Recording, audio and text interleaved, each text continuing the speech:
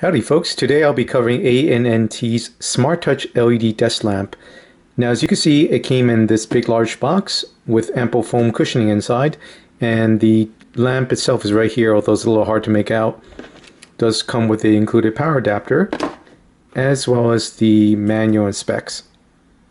So now, having spent about a week with this lamp, I gotta say the ANNT X100 truly is a feature-packed desk lamp. Starting from the top, you had this what looks to be a single panel LCD or LED display, but in fact there's actually 96 surface mounted diodes underneath here, but it gives it like a seamless glow. So it kind of looks, tricks you into thinking it's a single solid LCD or LED display. So at the base of the desk lamp is a touch sensitive control panel. In the dead center here is the master on-off button.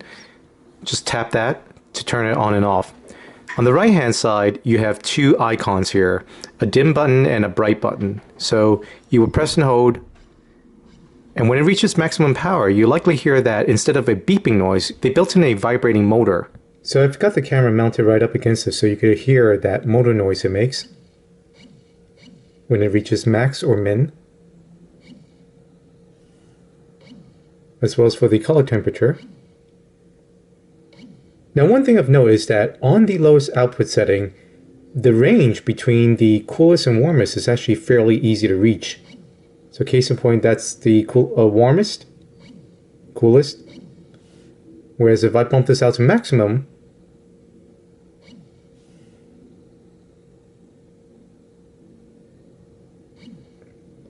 you have a much larger range to go through. To dim the lamp, you just press and hold. Although there's purportedly 255 steps, obviously I'm not going to sit here and count that, but press and hold. Once you reach maximum low, hear that motor noise again. On the left hand side here you have another two icons. You have what looks to be a book icon, as well as another one that looks like a coffee mug. They represent cool and warm respectively because you can actually control the color temperature of this light as well. Currently I believe I have it on the most cool, so I'm going to shift it towards the warm side.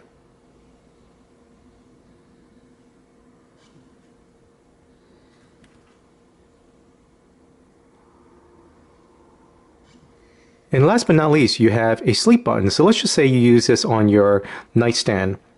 You're ready to go to sleep. Go ahead and tap that. And it'll dim it down to a bare minimum. And then one more tap will shut the light off completely. There is also a USB charging port on the left-hand side here, and that has a max output of 1 amp. So currently I do have this charging my iPad here, and as you can see it's about 780 milliamps. So it does have a maximum output of 1 amp. The X100 does feature a memory mode so that in case of a power outage or you unplug it and you reset it somewhere else, it'll memorize the mode that you set it last to. So let's just say bump this up a little bit, shift it to the warmest, yank the power cord, turn it back on, and as you can see, it memorizes it. There are a total of 3 joints, here, here, and there, as well as 2 swivel points, one at the base and one at the neck of the light here, to give you a decent amount of articulation for this lamp. However though, I do feel that the friction is a bit strong, couple that with the lightness of this base, and you would require 2 hands to adjust certain motions, especially the swivel here at the base. That one is fairly tight. Although the swivel here is not too bad, as you can see there. That gives you nearly 360 articulation, although not quite, of course.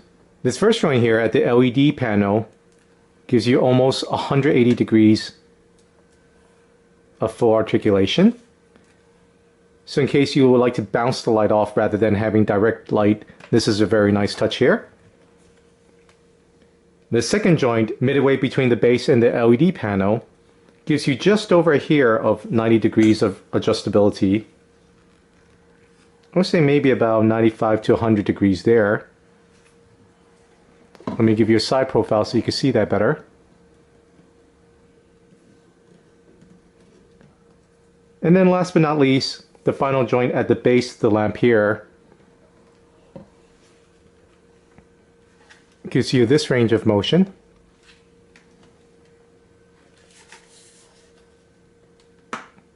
So again, nearly 180 degrees there. So if you've been following my reviews, you know I like to do low-key photography, and pretty much I've been using just a simple desk lamp from IKEA. This little wax paper acts as a diffuser. Likewise for this one, both of these are actually IKEA lamps, fluorescent. Now because these two are very warm lamps, they don't go well with LED because LEDs tend to be cool. And thus it looks angry blue because I do always have the white balance set to expose this correctly, but not necessarily the beam. So case in point, I'm going to go ahead and turn these two lamps on now. Since it was adjusted for the white balance before of the daylight coming through the windows, this looks particularly warm right now. So now I've fixed the color temperature, but you can see that tint of blue right there. That's because of the daylight that's coming through the window. And now because I do have this correctly adjusted for the scene, it's not going to show the correct color temperature of this light because, again, this is corrected for the compact fluorescent. Now go ahead and open the window shade a bit, and now you can see all of that blue on the side here because of the daylight that's coming in through the window. This is why now, having this desk lamp, whereby I could adjust the color temperature, so now I've got this set in sunny white balance, and you can see that the light that's coming through the window is no longer causing a blue tint, and this tint is now more accurately reflecting the true nature of this light. But if I wanted to take a picture of this, you can see that I do have the cool temperature of the X100 now, illuminating the scene, and that helps give it the correct color temperature. Now, let's simulate the warmth of those compact fluorescent lights. And you can see it's off again, because that's not the true color of that copper light, nor is that the true color of my desk as well, given the warmth that I've set it to right now. So now I have it color corrected again for the beam, but as you can see, the LED's beam is off. So this is why it's so fantastic to be able to adjust the color temperature. Now I'll get into a future video that will cover low-key photography as well as color temperature, white balance, etc., etc. But for the intents and purpose of this review, I'm just highlighting again, this is the main purpose that I'll be using that color temperature for, and it comes in super handy. In terms of the color temperature range, I currently have my D500 set up as the main cam to get the correct color temperature. So as you can see here, I'm going to go ahead and shift that. So what I'm seeing on the screen right now matches real life pretty closely, and that was with a white balance setting of about roughly 3570 Kelvin. So I say it's roughly around that neighborhood. Now in terms of its coolest temperature, I'm going to go ahead and bump that up.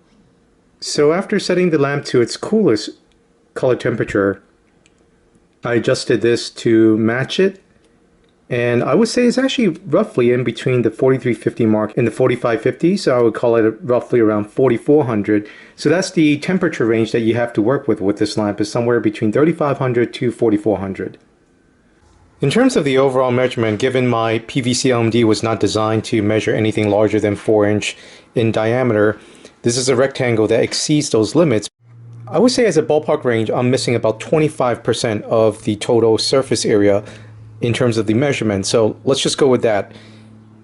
At a bare minimum, and on the warmest color temperature and the lowest setting, you're roughly about 36 lumens there. Now as you transition to a cooler temperature, the lumens does increase somewhat, as you can see, to 47 there. And then bump it up to the max.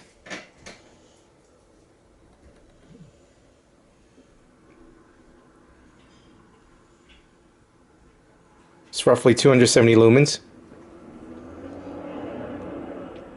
Switch it over to its warmest.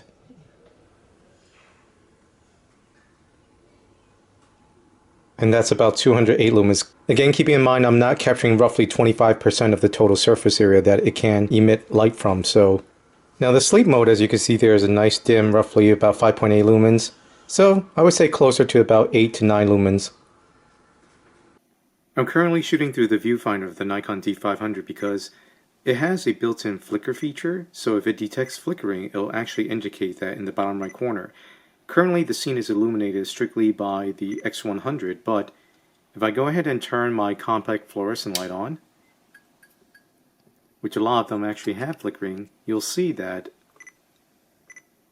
the D500 now indicates it's detecting flickering via the red flicker indicator in the bottom right hand corner there, as you can see. So the X100 produces no flickering whatsoever that my eye nor the D500 can discern. In terms of power consumption, it actually consumes about 13.1 watts at full max brightness and in the coolest mode. We transition that over to a warmer mode, and it reduces down to 11.5 watts. Furthermore, on its dimmest setting, I know it's a little hard to see there, but that's roughly about 2 watts. And then last but not least, the sleep mode, it's about half a watt, 0.6. Shutting off the light, you'll see that it consumes a little bit energy, although I don't know if it's because the meter is incapable of such fine resolution, but every so often it'll jump up to 0.3 to 0.4. I've seen as high as it goes, but not really sure the reason for that, but it does obviously consume a little bit energy while it's off. Now, of course, if you're also using it to charge a device, the usage goes up, obviously. But that's not a reflection on the consumption of the light itself. It's obviously in conjunction with you charging a device. Right now I do have it charging my iPad Air, and that's charging at 750 milliamps. So here you can see the total wattage consumed is now about roughly 18.5 watts. So I've had this running full blast for over an hour, and it just gets moderately warm. As you can see here, that's probably the hottest temperature in the center there, about 96.5 to 97 degrees Fahrenheit. And at the base, it's roughly about 98.5. Well, there I hit 102.5, but again, just moderately hot, nothing that would cause any scalding or burns. So as an initial conclusion, what can I say? In terms of your desktop lamps, they've come a long way, especially now with a lamp like the X100 offering multi-functionality, not just in terms of controlling the brightness, but also in terms of controlling the color temperature as well. That is just absolutely fantastic. Add to that the ability to do USB charging.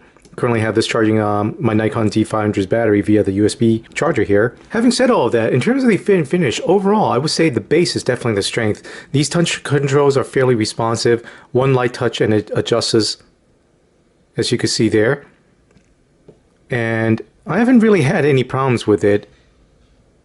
But as I alluded to earlier, one thing I would like to see in terms of improvements is just the way that they've implemented the whole structure here. This looks very high-tech.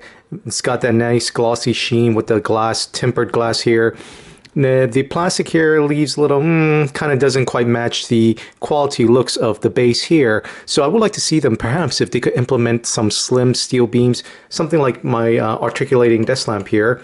And more importantly, give it the ability to easily articulate like this desk lamp here that I could do with one hand versus this. This I really kind of, other than maybe the articulation for this joint up here, I really would need to use two hands in order to make this move, because as you can see right there, just touching it lightly would tip the light over. Those are some improvements I would like to see them make in a future iteration of this, but in terms of what it offers as it stands right now, I think it is just I think it's an awesome desk lamp. As I mentioned earlier, I'm going to be doing a future video about low-key photography, and this is the perfect lamp for that because, like I said, with the color temperature control, I could easily shift that to accommodate various things that I'm photographing. So stay tuned for that.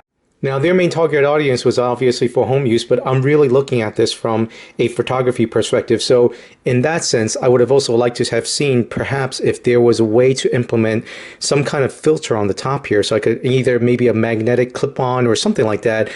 Although the glare of the panel isn't too bad, but when you're doing low-key photography, it could definitely benefit from another layer here. So for myself, I'll probably be adding like another wax paper there to help diffuse that a little bit more. So that would have been really nice as like a built-in diffuser. Perhaps maybe some kind of switch here. You could flip it and it'll diffuse it somehow. So those are all ideas I'm going to feed back to ANNT. This is the first of their products I reviewed. The overall quality, I'd probably give it 3 out of 5 stars only because of the plastic. The base, I would give it 5 out of 5. It's the plastic that I'm a little bit more concerned about, but we'll see how that holds over in the long run, and I'll report back and place that in the video. But overall design, especially features, I'll definitely give it 5 out of 5. Design, it looks pretty cool. It's a little bit more contemporary style, and of course that's totally subjective, probably 4 out of 5 there. So overall, I would say I give this lamp about 4 to 4.5 out of 5. It obviously isn't perfect because of the stiff joints, but other than that, feature-wise, can't complain. Great job, ANNT. I look forward to reviewing your LED light bar now. As part of FTC disclosure, the X100 desk lamp was provided by ANNT for review. Thanks again for watching.